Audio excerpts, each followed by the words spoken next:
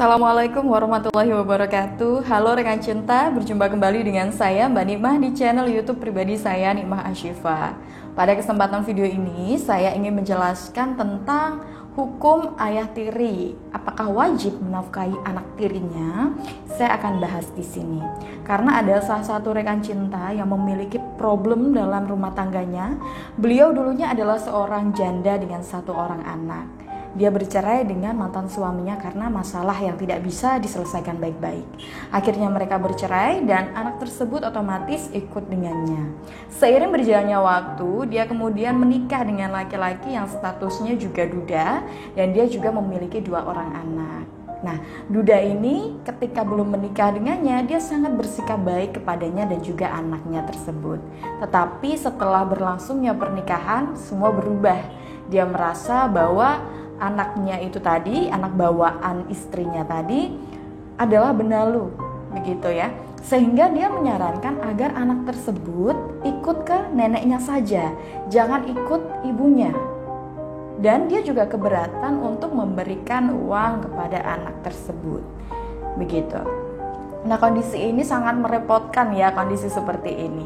Tetapi juga perlu untuk dipahami, daripada Anda kemudian saling menyalahkan, Anda saling membenci gara-gara hal ini, sebaiknya kita pahami dulu bagaimana hukum sebenarnya.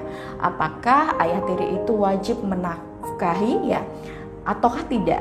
Nah, perlu untuk dipahami ya rekan cinta, bahwa ternyata ayah tiri itu tidak berkewajiban untuk menafkahi anak tirinya. Yang paling wajib untuk tetap menafkahi anak tersebut adalah mantan suami Anda. Jadi dimanapun mantan suami Anda, saran saya tetaplah terhubung dengannya untuk anak tersebut, dalam arti komunikasi ya. Dan tentunya sudah dikomunikasikan dan terbuka pada suami Anda yang sekarang. Tujuannya apa? Tujuannya adalah sama-sama mengetahui ya perkembangan dari anak tersebut, sekaligus tanggung jawab dari si mantan suami tadi. Karena apa? Kalau semua dibebankan kepada suami yang sekarang, itu mungkin akan memberatkan suami Anda yang sekarang. Terlebih dia sudah memiliki anak dari mantan istrinya yang sebelumnya. Begitu. Mungkin dia merasa enggan memberi nafkah sesuai dengan yang Anda inginkan, karena dia juga memiliki anak sendiri dan juga menghidupi Anda, beserta mungkin dengan keperluan-keperluan Anda dan keperluan rumah tangga, ya. Mungkin itu dianggap menyusahkan. Jadi dikomunikasikanlah baik-baik. Nah, terkait dengan anak tersebut, ya memang tidak ada salahnya ya, sebagai seorang suami juga harus menyadari ketika Anda mengawini ibunya, Anda juga harus menerima anak tersebut sebagai anak bawaannya ya. Dan Anda bisa menerima dengan legowo sebagai kerabat Anda tentunya, sebagai bagian dari keluarga Anda tentunya. Meskipun Anda tidak dihukumi wajib memberi nafkah, tetapi ya tidak ada salahnya untuk tetap bersikap baik kepada anak tersebut. Toh ketika Anda bersikap baik kepada anak tersebut, hukumnya tentu akan menjadi amal ibadah Anda sendiri kok.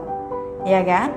Maka dari itu, gimana nih Mbak Nikmah solusinya kalau seperti ini? Nah, solusi yang terbaik adalah Anda sebagai seorang istri harus bisa ya mendekatkan diri Anda dengan pasangan Anda. Diajak bicara baik-baik, lebih dihaluskan lagi hatinya. Ketika bicara kepada pasangan, lebih sopan lagi agar pasangan Anda itu merasa nyaman. Ya, dari hati ke hati, bicara dari hati ke hati tentunya akan bisa sampai ke hatinya. Dia tentu akan paham. Jadi berhenti menuntut suami Anda yang sekarang karena memang dia tidak berkewajiban. Lalu bagaimana dengan anak saya? Ya memang Anda mau tidak mau harus menuntut ayahnya, ayah kandungnya anak Anda tadi, untuk tetap bisa memberikan perhatian dan juga kebutuhan-kebutuhannya. Begitu. Memberikan nafkah kepada anak tersebut, karena mantan suami Anda lah yang paling wajib untuk menafkahi anak tersebut. Nah, ini harus dicari solusinya. Anda komunikasi dengan pasangan Anda yang sekarang ya, terbuka dengan pasangan Anda yang sekarang. Kalau perlu, pasangan Anda yang sekarang itu diajak nih nyantar Anda ya ke rumah mantan suami Anda untuk bicara. Ya, bicara baik-baik tentang tanggung jawabnya, diingatkan kembali begitu. Nah, saya hubungannya nggak baik nih Mbak Nikmah dengan mantan saya masih dendam, saya masih benci. Nah, untuk urusan anak, saran saya sih sebaiknya Anda harus bisa ya mengikhlaskan apa yang sudah terjadi di masa lalu. Toh Anda sekarang sudah punya suami. begitu. Nah, terkait dengan Anda dan juga mantan suami, ya urusannya sama-sama ke anak begitu, demi pertumbuhan anak, perkembangan anak, agar anak ini tidak merasa dia itu dikucilkan atau dia merasa tidak dihargai, tidak dibutuhkan begitu ya, tidak disayangi oleh orang-orang. Nah, kalau misalkan Anda sendiri sudah dilarang oleh mantan suami, Anda sendiri dilarang oleh suami Anda untuk mengasuh anak tersebut, sementara mantan suami Anda tidak mau atau tidak bisa mengasuh anak tersebut, anak kemudian dilempar ke ibu Anda, dan belum tentu kan orang tua Anda memiliki kecukupan materi yang baik. Ini kan akan menjadi beban banyak orang. Kasihan anak ini kalau misalkan dia merasa dia hanya menjadi beban dan tidak disayangi. Jadi saran saya, Anda harus bicara dari hati ke hati kepada pasangan Anda yang sekarang untuk memberi ruang kepada anak tersebut tanpa Anda menuntut dia untuk selalu memenuhi kebutuhan dari anak tersebut. Tetapi kembali lagi, Anda ajaklah pasangan yang sekarang untuk silaturahmi dengan mantan suami Anda secara baik-baik, mengingatkan tentang kewajibannya menafkahi anak Anda. Begitu. Yang namanya kewajiban itu harus, kalau tidak dilaksanakan itu hukumnya dosa. Nah, tentunya ketika dia dibicarakan baik-baik ya, diajak bicara baik-baik, otomatis dia pasti akan paham kok. Apalagi itu darah dagingnya sendiri. Kalau perlu anaknya diajak agar dia bisa melihat, oh ini anakku. Agar dia itu bisa mengingat bahwa itu darah dagingnya. Begitu. Nah, masalah komunikasi ya jangan Anda kemudian menutup aksesnya juga, karena banyak sekali nih, karena mungkin masih ada rasa kesal, dendam, benci karena dulu ketika berumah tangga hubungannya nggak baik-baik saja, akhirnya menutup komunikasi antara mantan suami dengan anaknya ya. Gimana mau kasih uang kalau nggak diizinin untuk ketemu, nggak diizinin untuk jalan-jalan bareng misalkan, atau hanya sekedar menelpon tidak boleh. Nah, ini kan bahaya, kasihan juga, akhirnya dia merasa lepas tanggung jawab dong. Jadi sebagai ibu, Anda di sini sebagai penengah harus bisa memposisikan diri dengan dewasa demi anak Anda. Jangan menggunakan keegoisan atau menggunakan dendam di masa lalu ya. Hanya akan ada kebencian nanti kalau misalkan Anda masih merasa dendam, gak nyaman dan lain sebagainya.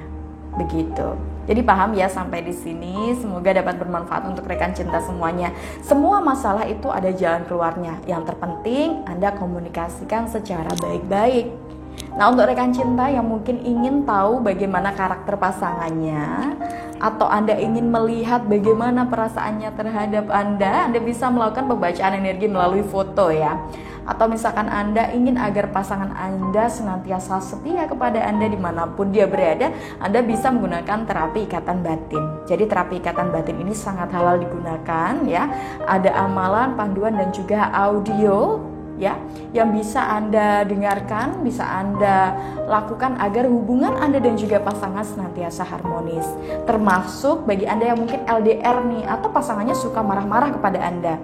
Daripada hubungan Anda dan juga pasangan semakin rumit, lebih baik kuatkan cintanya kepada Anda dengan menggunakan terapi ikatan batin.